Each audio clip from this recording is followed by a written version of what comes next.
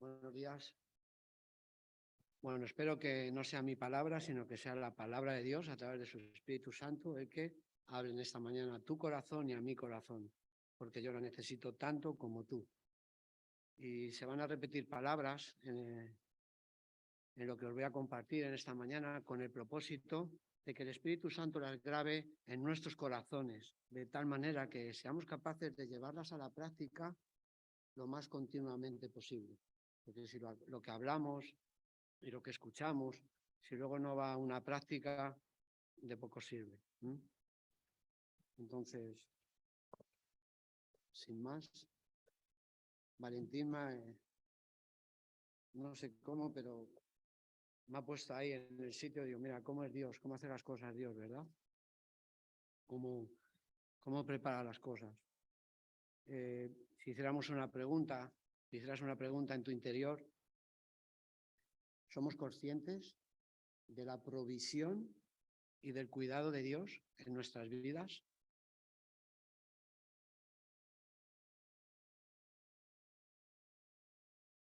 Mira, si miras al principio de la creación, puedes ver cómo Dios creó con cuidado y con aprovisionamiento en todo lo que hizo. Y cuando Dios creó el mundo, lo hizo con un propósito eterno. El motivo no es otro que fue derramar de su amor y compartirlo con cada uno de nosotros en su presencia hacia la eternidad. Esto a mí me lo enseñó Miguel, que el propósito de un estudio de aquellos que gracias a Dios tenía oportunidad de asistir, que tanto enriquecen el espíritu. Yo me acuerdo aquella tarde que decía Dios, el Espíritu Santo y el Hijo se están amando y quisieron derramar su amor, compartir su amor. Y se me quedó grabado. Y es algo que Dios quiere hacer contigo y conmigo en su presencia y hacia la eternidad. Y este motivo de compartir y derramar su amor hacia su obra, hacia su creación, a Dios le lleva a ser fiel, a ser comprometido, cuidando y facilitando todo lo necesario para llevar adelante ese propósito. Y no lo hace solo. El Espíritu Santo, el Espíritu de Dios y el Verbo forman equipo con él.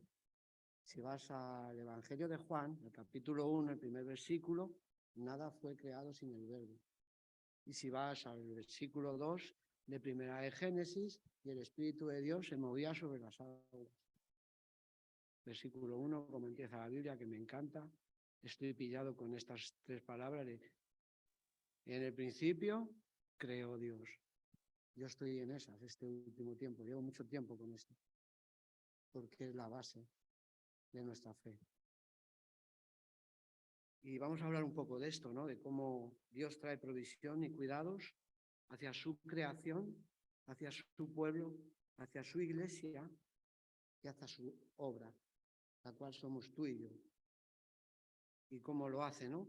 Se lo hace, pues, como hemos dicho, a través de su fidelidad, de su compromiso y su trabajo en equipo, el equipo que forman Dios Padre, Dios Hijo, Dios Espíritu Santo, este gran misterio que no nos va a ser revelado aquí. Su fidelidad, porque Dios cumple sus promesas. Su compromiso, al punto que dio a su Hijo a morir por ti y por mí.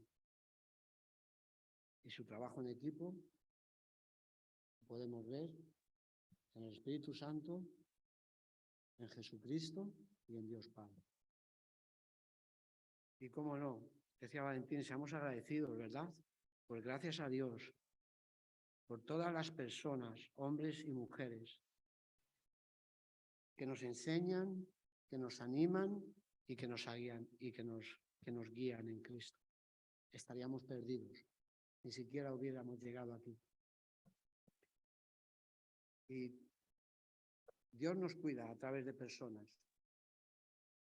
Es la base de lo que quiero compartir con vosotros. Sabemos que su providencia, sabemos que en su omnipotencia Él nos cuida de muchas maneras, pero la más tangible para ti y para mí, que vas a poder tocar en esta mañana con tus manos, con tu corazón, que vas a poder ver, es de que Dios te cuida a través de personas y a mí. Y todos formamos parte de su obra y de su creación. Por lo tanto, formamos parte de sus cuidados. No te preocupes cómo esté tu vida, que Dios te está cuidando. Y tenemos el privilegio, quiero pensar que somos todos creyentes, que hemos aceptado a Cristo en nuestro corazón, conforme a tu capacidad. Y tenemos el privilegio como creyentes de participar de todo esto a través de su amor. Porque sin el amor de Dios es imposible. Y esta es una labor que empieza en ti mismo. Al principio es personal, empieza en mi corazón. Y eso te lleva a participar de un cuerpo, de una iglesia, de un equipo. Pero empieza en lo personal y termina de una manera grupal. Y los requisitos que yo necesito para participar de esta obra de una manera correcta, que vaya ligada a la voluntad de Dios, son simples.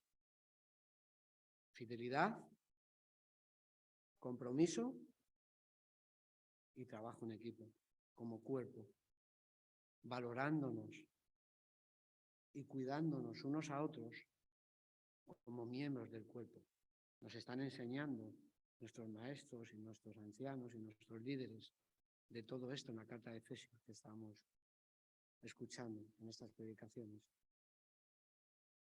Si nos damos cuenta, nuestra fidelidad a Dios, tu fidelidad hacia Dios, tu obediencia a su palabra, a sus mandatos, a su estatus, te lleva a comprometerte con su obra. Si tú eres fiel a Dios, te comprometes con las cosas de Dios. Y si eres fiel y te estás comprometiendo con Dios, te lleva a una congregación, a una obra social, a una célula, a donde sea. Dios tiene preparado un lugar para ti donde puedas trabajar como cuerpo, donde puedas formar parte de un cuerpo, de un equipo. Y no estamos hablando de cualquier cosa. Trabajar en la obra de Dios. ¿Y esto qué es? Esto no es poner un plato en un comedor social. Esto no es qué buenas personas somos, no somos cristianos. Esto no tiene nada que ver con las cosas del mundo ni con las herramientas que usa el mundo. Esto tiene que ver con conocer a Cristo. Trabajar en la obra de Dios es lo que hicieron muchas personas con nosotros a través del Espíritu Santo, que nos presentaron a Cristo para que pudiéramos conocer y nuestra vida cambiara. Y ese es el trabajo que nosotros debemos de realizar en la obra de Dios.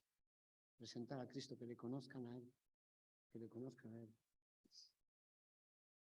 Y tiene que ir acompañado, este trabajo tiene que ir acompañado de un buen testimonio. Por eso te digo que no es cualquier cosa, no lo podemos hacer de cualquier manera. Por eso sabes que tu vida ha cambiado. Una vez que naces de nuevo, tu vida ha cambiado, ya no buscas lo mismo.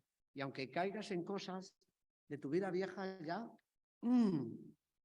ya no es lo mismo. Necesitas ir a los pies de Cristo y dices, Señor, perdóname.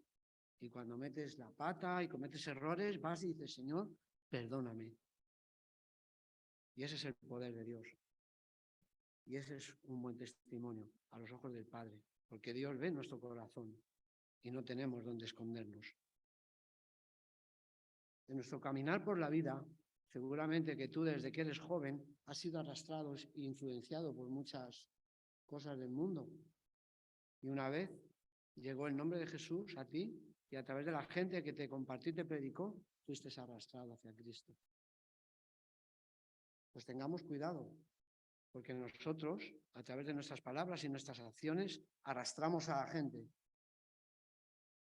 ¿No te fijabas en los hombres, entre comillas, de Dios que llegaron a tu vida, hombres y mujeres, y tú decías, yo quiero esto, yo quiero ser como este hombre, y estabas siendo arrastrado por el Espíritu Santo? Pero en otra parte igual, Yo cuando era mozo y veía muchas cosas, yo decía, yo quiero esto, y no era ninguna buena. Y iba arrastrado en el otro camino. Así que tengamos cuidado que nuestro testimonio sea lo más correcto posible, porque podemos ser piedra de tropiezo. Y no nos damos cuenta. Por eso tenemos que estar despiertos en el espíritu. Tenemos un ejemplo de estas cosas en el pueblo de Dios con la instalación de los reyes de Israel. Valentín nos hablaba. Incluso el pueblo de Israel, el pueblo escogido, estaba dividido, estaban en guerra. El reino del norte contra el reino del sur, Judá contra Israel. Los propios escogidos del pueblo de Dios, el pueblo escogido para que Dios mostrara su gloria matándose unos a otros. Y cuando en la instalación de los reyes de Israel, tanto en el reino del norte como en el reino de Judá, vemos que cada uno, si lees Crónicas y Reyes, cada uno hizo lo que le pareció bien. Llegaban al poder por herencia y unos hacían unas cosas y otros hacían otras. Y hubo reyes que lo hicieron fatal. Muchos reyes cayeron en toda idolatría por no obedecer a Dios cuando cruzaron el Jordán. Cuando el Señor les dijo, acabar con todo esto, no te juntes con el mundo, que el mundo no tenga parte en tu vida, que todas estas cosas que hace la gente no te dejes arrastrar, acaba con todo esto. No lo hicieron. Se acabaron idolatrando a los Baales, a Asera, poniendo hilos, metiendo imágenes en el templo, sacrificando a sus hijos a los dioses. Tremendo. Los reyes de Israel. No los paganos ni los gentiles. El pueblo de Dios hacía estas cosas. Y muchos actuaron mal, pero nosotros, como lo malo no lo queremos, nos vamos a quedar con lo bueno. Y vamos a coger un ejemplo excepcional de rey que está en las Escrituras. Y antes de verlo, hay dos apuntes que la enseñanza nos va a traer a nuestro corazón, y es de que la historia bíblica nos demuestra en su palabra de que el éxito de cualquier rey y en consecuencia de la nación que seguía a ese rey dependía de la obediencia a la palabra de Dios. Y otra cosa que nos va a enseñar este texto, nos va a enseñar que los cambios generacionales de padres a hijos no son consecuentes en la actitud. Mi hijo puede ser futbolista y yo a lo mejor era albañil. Yo puedo ser una buena persona y mi hijo el mayor delincuente que te puedes echar a la cara. Podemos ser líderes en la iglesia, podemos ser creyentes en la iglesia y ni nuestros padres ni nuestros hijos, y al revés, nuestros padres pueden ser pastores y nosotros no, y nuestros hijos pueden ser creyentes y tener padres que no sean creyentes. Esto nos enseña. Nuestro ejemplo es el rey Josías. No sé si lo conocéis, pero bueno, le vamos a presentar. Josías significa Jehová sana. Viene, como anillo al dedo para el texto, el significado del rey Josías. Hablamos un poco de su descendencia. Mira, bisabuelo del rey Josías, Ezequías. Un rey que empezó bien y acabó bien. Y este es el rey, por si no lo conoces, lo vas a conocer por este dato, que hubo un momento en su vida que el Señor le dijo al profeta, vete y dile que hasta aquí ha llegado.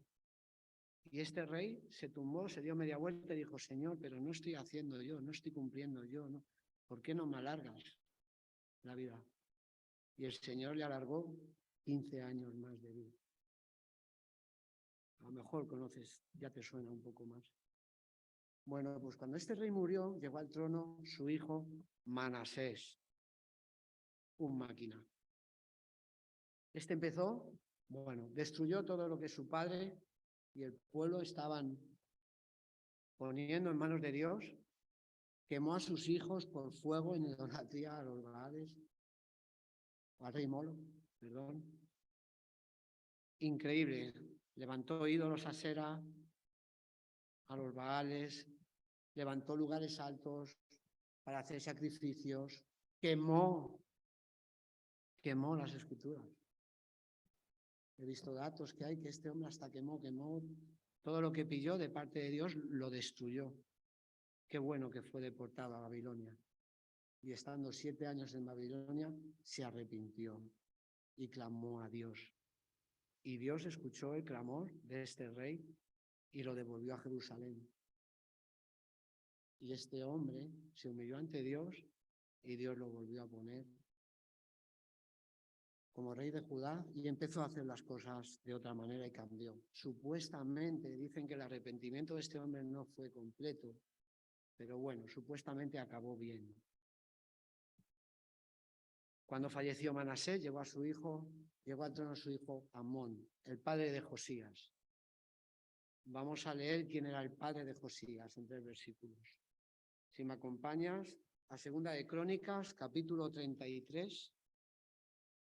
Por eso cuando Valentín se ha metido en Crónicas, digo, mira, aquí estamos. Allá vamos. 2 de Crónicas, capítulo 33, versículo 21 al 25.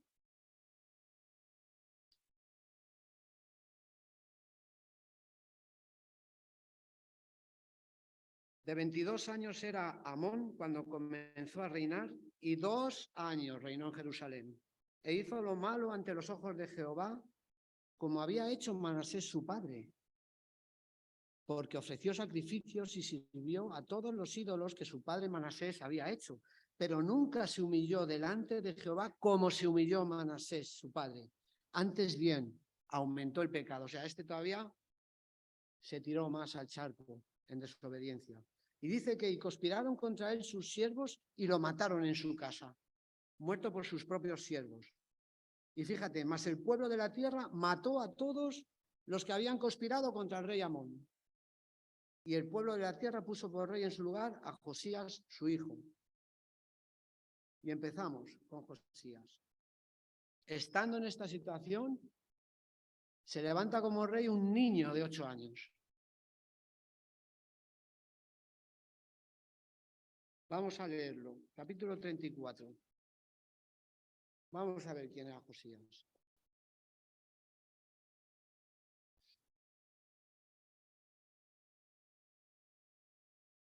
De 8 años era Josías cuando comenzó a reinar y 31 años reinó en Jerusalén.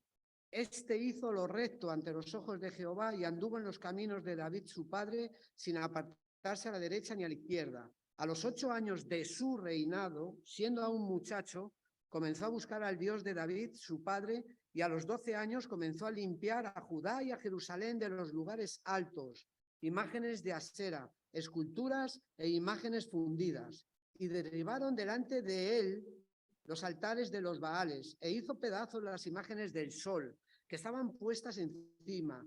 Despedazó también las imágenes de Asera, las esculturas y estatuas fundidas, y las desmenuzó, y esparció el polvo sobre los sepulcros de los que les habían ofrecido sacrificios.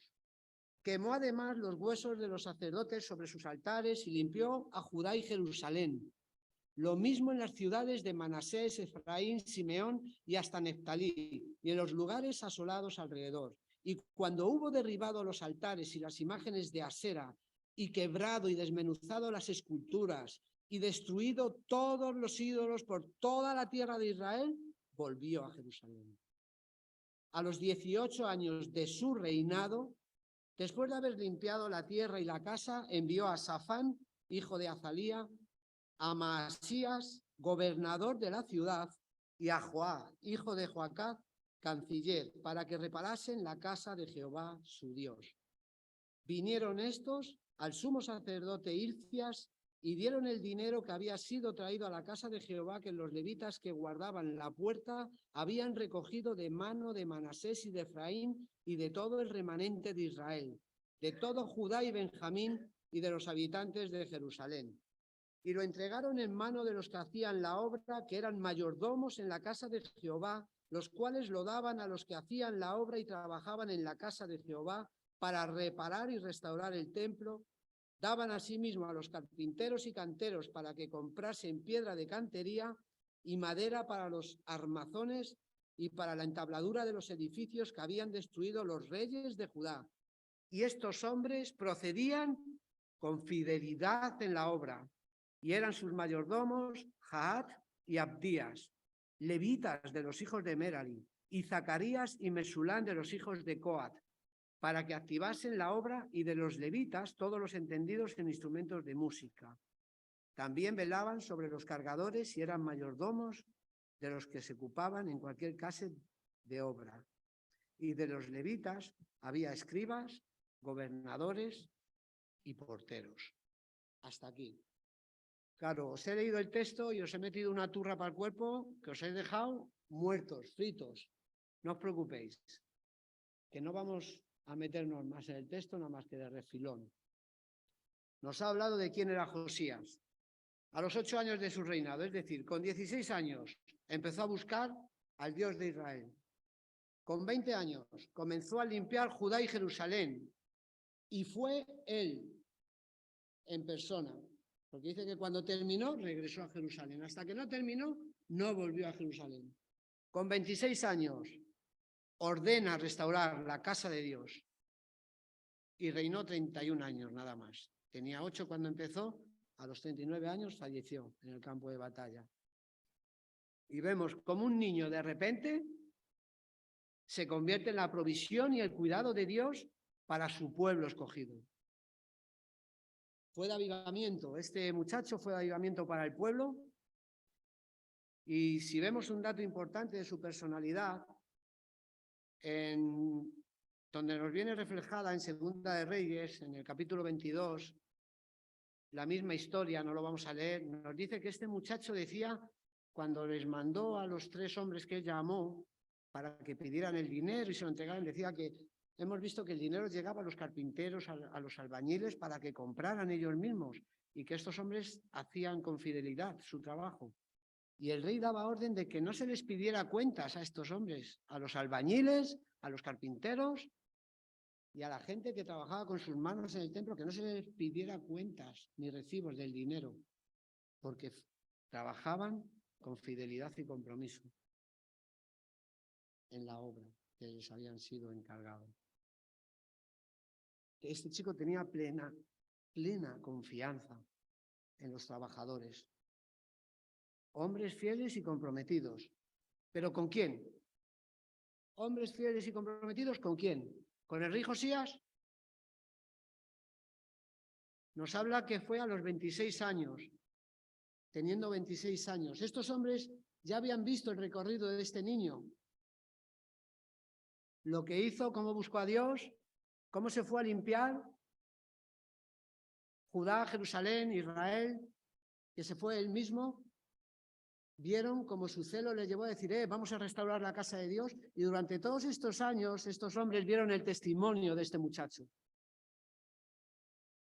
y su celo por nuestro Dios, el que nos ha dado la vida. ¿Y qué ocurrió con estos hombres que se comprometieron con Dios? Y este muchacho confiaba en ellos. ¿Por qué? Porque el propósito no era el esplendor de levantar al pueblo de Judá contra el reino del norte ni nada. El propósito era darle la gloria al Dios. Y en esa estaban, comprometidos y siendo fieles en la obra con Dios. Y vemos un poco la trayectoria de este muchacho, ¿no? Y si estamos hablando de fidelidad, compromiso y trabajo en equipo, este rey lo cumplía. Con 16 años buscó a Dios, fidelidad. Con 20 años, comprometido, dijo, hay que limpiar esto, vamos. Y voy yo en persona, venga, seguidme, que vamos para allá. Y hasta que no terminó, no volvió. Y luego vemos el trabajo en equipo. Ahora vamos a levantar la casa de nuestro Dios. Y llamo a fulanito, a menganito, pum, pum, y ir y hablar con los levitas, que os den el dinero, dárselo a estos hombres, no les pidáis cuenta, trabajo en equipo. Y claro, se trata de años, se trata de experiencia, se trata de rango. Se trata del respaldo de Dios en tu vida. Sin el respaldo de Dios en nuestra vida, no hay nada que hacer. El mundo nos come. Y somos muy dados a usar las herramientas del mundo y las metemos y las mezclamos en nuestra vida. Las herramientas del mundo no sirven para nuestro caminar espiritual. Y una cosa que me llama mucho la atención, ¿de dónde le vino a este chaval con 8 años? Tú imagínate, proclamado rey de Judá, viviendo en Jerusalén con 8 años, la que se nos puede caer encima cualquiera de nosotros si te nombran rey. Rey de España con 8 años, y ahora está la misma. Se te va la chapa, pero vamos, seguro. Y este muchacho, su padre fue ejemplo. Un desastre. Encima, con 6 añitos,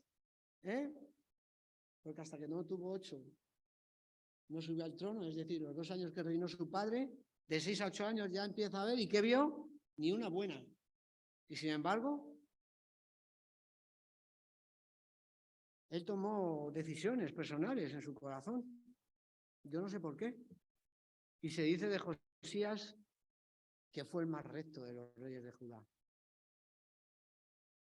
Vamos a leer este versículo. Segunda de Reyes, capítulo 23, versículo 25.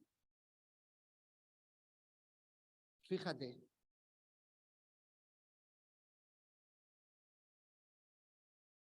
Segunda de Reyes 23, versículo 25. No hubo otro rey antes de él que se convirtiese a Jehová de todo su corazón, de toda su alma, de todas sus fuerzas, conforme a la ley de Moisés, ni después de él nació otro igual. Y a mí lo que me llama la atención, ¿quién influenció en la vida de este chaval? Porque dice que hasta los 8 años de su reinado, es decir, hasta los 16 años, no empezó a buscar a Dios. Y con 16 años, después de haber pasado 8 años en un reino siendo, voy a usar una palabra que me gusta a mí, un máquina, Aquí soy yo el que mando, el que corto, el que pelo, el que digo, el que hago, el que entra, el que sale. Aquí no se mueve una flor si no soplo yo. Imagínate la soberbia, el orgullo, la altivez en la que podía haber caído este muchacho. Y no. ¿Por qué? Nos quedamos en nuestro texto de Crónicas 34, segunda de Crónicas 34. Mira. Segunda de Crónicas 34, versículo 8. A los 18 años de su reinado, después de haber limpiado la tierra y la casa, envió a Safán, hijo de Azalía, a Masías, gobernador de la ciudad, y a Joá, hijo de Joacaz, canciller, para que reparasen la casa de Jehová su Dios. Muy bien. ¿Quiénes eran estos? ¿Quiénes son estos hombres en los que Josías se apoya para levantar la casa de Dios? Safán era el escriba, era su escriba. Si buscas, este personaje era el escriba del rey. Este estaba todo el día al lado de este chico. Seguro que estuvo desde su juventud. Sabemos que los escribas eran los portadores de los textos. En este caso no está muy claro si este hombre todavía le había quedado algún manuscrito de la ley, pero estaba día a día junto a este muchacho escribiendo todo lo que ocurría en el pueblo de Judá, en el reino de Judá. O sea que estaría con él desde joven, seguro. Porque me imagino que siendo su escriba no tendría él 8 años cuando empezó Josías a reinar. Nos habla de Maasías, gobernador de Jerusalén. El líder de la ciudad en el que este crío fue puesto como rey de Judá. Un dirigente, un líder que le respetaría. Siendo un crío, le respetaría como rey. Y seguramente tendría un toque muy especial para llevar a este crío hacia adelante.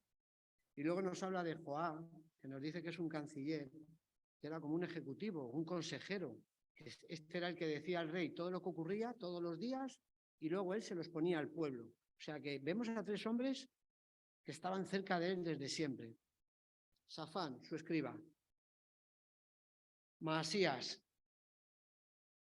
el líder de Jerusalén, de la ciudad donde este muchacho vivía. Y vemos a Joá, el canciller, su asesor, cerca de él. Pues estos 3 hombres eran los que estaban cerca de Josías.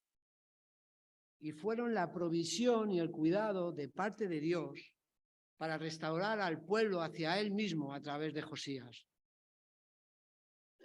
Vas a ir entendiendo un poco todo esto según vayamos terminando. Algo importante es que desde niño este crío escucharía a estas personas. ¿Y cómo le tendrían envuelto? ¿Y qué corazón tendrían estas personas que a los 8 años de su reinado no se vanaglorió, sino que empezó a buscar? ¿De qué le hablaban a este crío? Del Dios de Israel. Y este es el respaldo de Dios.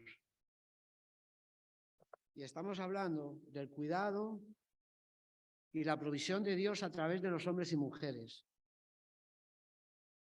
Y sacamos 4 enseñanzas. Buscar el bien general por encima de lo personal. Otra cosa que Miguel nos ha enseñado mucho, discúlpame, en los estudios bíblicos. Es que los echo de menos, los estudios bíblicos. Pero bueno, la vida me ha llevado a otros quehaceres, por desgracia. Pero bueno, gloria a Dios. Buscar el bien general por encima del bien personal. Este muchacho lo hizo. Buscó el bien del pueblo. Llevar hacia adelante la obra con el conocimiento de todos y cada uno de sus miembros, como equipo, como cuerpo, porque cuando hacemos las cosas unilateralmente y la gente no se entera, empiezan las murmuraciones, las críticas, los desánimos, y no es culpa de la gente, es culpa de que no sabemos enfocar hacia el cuerpo, hacia el equipo, y dar noticias y reflejarnos con ellos y empaparlos de lo que vamos a hacer. Y lo hacemos inconscientemente, pero tengamos cuidado de estas cosas. Comunicación. Otra enseñanza que está clara es que apartados de Dios, cuando el pueblo y el rey vivían apartados de Dios, ¿qué ocurre? ¿Qué ocurría en su vida? Ruina, derrota, caída. Pero cuando nos acercamos a Dios, ¿a qué te pasa? Cuando estás frío o te apartas de Dios, o no oras, o no lees la Biblia, o no estás de una manera correcta, o empiezas a criticar, murmurar, ¿qué ocurre en tu vida? Ruina, caída, derrota. Ahora, cuando despiertas y haces así, te das la vuelta, dices, Padre, perdóname, no quiero vivir así. ¿Qué empieza a ocurrir en tu vida cuando te empiezas a acercar a Dios? Fortaleza, victoria y bendición. Y la mejor enseñanza que podemos aprender es que somos un cuerpo. Nos están hablando de esto. Y ahora, para terminar, vamos a hacer un paralelismo con el libro de Efesios muy rápido, simplemente, para seguir repitiendo palabras y cosas que estamos escuchando aquí. Y nos necesitamos unos a otros. Esto es imposible. No hay héroes cristianos. No hay un Superman cristiano. No hay un Spiderman cristiano. Hay hombres y mujeres en las manos de Dios como herramientas que tienen que ser fieles y comprometidos y saber trabajar en equipo para que su obra, que no es otra, nada más que le conozcan a Él, al único Dios verdadero, pueda ser llevada adelante a buen término. Voy a citar un texto textual, claro, normal.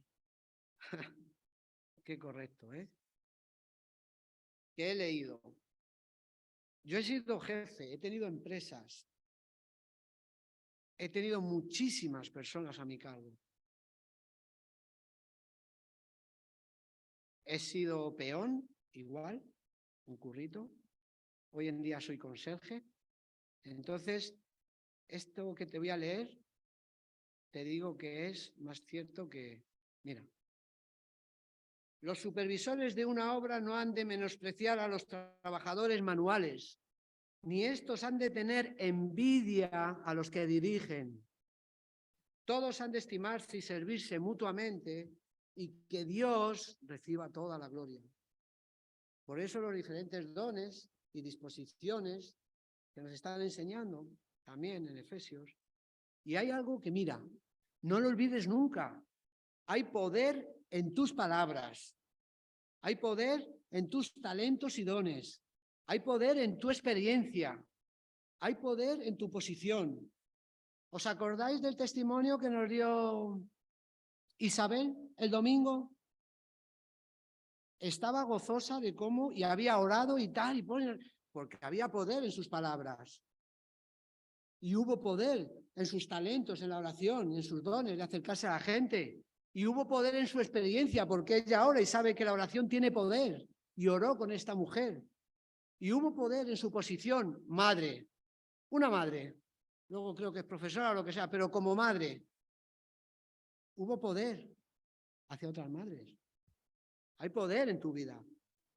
Pero no era para ella, fue exterior, para sus amigas. Y este es el poder, cuando tú no lo haces, no haces las cosas para ti, sino para los demás. El éxito auténtico es el que está consagrado al éxito de los demás, sirviéndoles para facilitarles y satisfacer sus necesidades y para capacitarles para que crezcan y prosperen en el Señor. Porque esto es lo que hizo Jesús con nosotros y nos dio victoria sobre el pecado. Para ir terminando, mira, Dios tiene un plan para nosotros. Te vas a cansar de oírmelo decir. Se lo digo a mucha gente, Dios tiene un plan para ti. Hemos sido llamados, escogidos y elegidos para su obra. ¿Te sientes así? Si no te sientes así, que lo sepas. Has sido llamado, escogido y elegido para la obra de Dios. Abre los ojos, si no, no estarías aquí.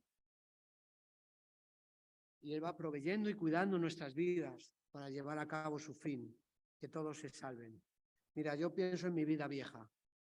No sé si me conocéis, no me conocéis. No, mi mujer sí, claro. Esta sí me conoce.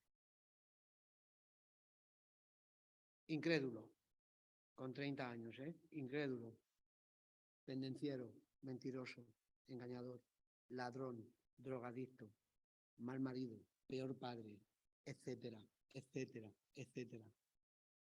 Así estaba mi vida, sin orden, sin Cristo. ¿Tu vida cómo estaba? Sin Cristo. ¿Y qué hizo Dios? ¿Qué ha hecho Dios?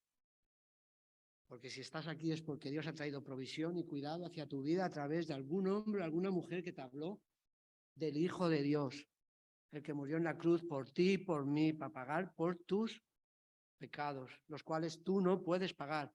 Y recibiste perdón. Y naciste de nuevo. Espero que hayas nacido de nuevo. ¿Cómo está el mundo? ¿Cómo está la vida? Pero no la nuestra, porque Dios nos cuida. ¿Cómo está la vida? ¿Cómo está el patio? Sin Cristo.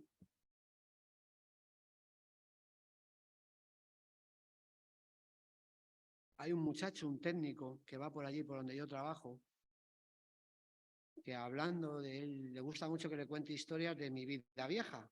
Y ya no le cuento historias de mi vida vieja, ya le hablo de Cristo. Y una vez le hablé, porque decía, es que no veas cómo está la vida, es que ahora, que si la pandemia, ahora la guerra, ahora tal, ahora cual. Digo, claro, porque desobedecimos a Dios. Hubo un solo mandato y mordimos la manzana. Y a partir de entonces, pues el caos, el pecado, macho, ¿sabes? Y si ves al tío, es un tío así. Y empieza, Pedrito, ¿sabes? Y está envuelto. Viene a verme una vez al mes, que tiene que pasar una revisión. Y hace poco vino otra vez, y ahora con esto del Putin, jolín, el Putin, no vea, macho, digo, es que no vea, ¿verdad? Dice, claro, dice, es que no dejamos de morder la manzana. Digo, fíjate este hombre, que no dejamos de morder la manzana. Digo, pues algo ha pillado, ¿eh? Y es verdad, inconscientemente, incluso nosotros, es inconsciente, pero lo hacemos, no dejamos de morder la manzana, porque no estamos a la altura de obedecer a Dios y a su palabra. Por eso es su gran misericordia y la gracia que tiene sobre cada uno de nosotros, ¿no? Y Dios muestra que provee y cuida tanto a su pueblo, a su iglesia, a su creación, por el medio adecuado para volvernos a Él, ¿no? ¿Sabes cuál es ese medio? ¿Te estás dando cuenta cuál es el medio que Dios usa? Tú. No mires ni a derecha ni a izquierda. Tú eres el medio. Para cerrar, lo voy a hacer rápido porque no sé qué tiempo he empleado. Estamos recibiendo enseñanza de los Efesios, ¿verdad? Y podemos ver provisión, cuidado de Dios para su creación a través de la vida de Cristo. Cuando íbamos hacia abajo, envió a su Hijo en propiciación. Ahora nos ha dejado su Espíritu Santo como provisión y cuidado de nuestro corazón hacia la eternidad como pueblo e iglesia. Somos escogidos, predestinados, adoptados por medio de Cristo, llamados a esperanza, salvos por gracia, estando perdidos nos rescató, estando muertos en nuestros delitos y pecados nos dio vida junto con Cristo. Somos coherederos y miembros del mismo cuerpo. Incluso Pablo le pide al Padre que seamos fortalecidos con poder en el hombre interior por su Espíritu, que nos habla Kisly, que no olvides que el Espíritu Santo mora en ti, que eres templo de Dios, para hacer según el poder que actúa en nosotros, palabras, talentos, experiencia. Isabel lo usó. Un cuerpo, un espíritu, una esperanza, un Señor, un bautismo y Dios y Padre de todos y en todos, dando dones a los hombres, tienes dones, talentos para edificación del cuerpo y como hijos de luz para alumbrar a otros. La Iglesia como cuerpo, de la cual la cabeza es Jesús. Ismael estuvo haciéndonos una introducción a lo que viene en las próximas predicaciones. Acabo. Sabemos que de tal manera amó Dios al mundo, ¿verdad? Esto se lo sabe, vamos. Esto se lo sabe cualquiera. Y hablo de gente gentil, que no son creyentes. Este versículo es universal, al punto de esa manera. Bueno, pero nosotros sabemos que es que de tal manera amó que hoy sigue amando. Esa es la ventaja que tú y yo sabemos, de que hoy sigue amando. Y manda a trabajadores a su viña, a sembrar y regar. Y nosotros somos esos trabajadores, los cuales Dios está mandando a la viña. Si queremos ser provisión y cuidado como trabajadores de la viña, sembrando y regando para otros, testimonio. Fidelidad, compromiso y trabajo en equipo como cuerpo. Tengamos un buen testimonio como individuos. Inténtalo, esfuérzate. Y como cuerpo, como iglesia. Y que Dios nos use como Él quiera, pero que Dios nos use como cuidado y provisión para otros. Amén.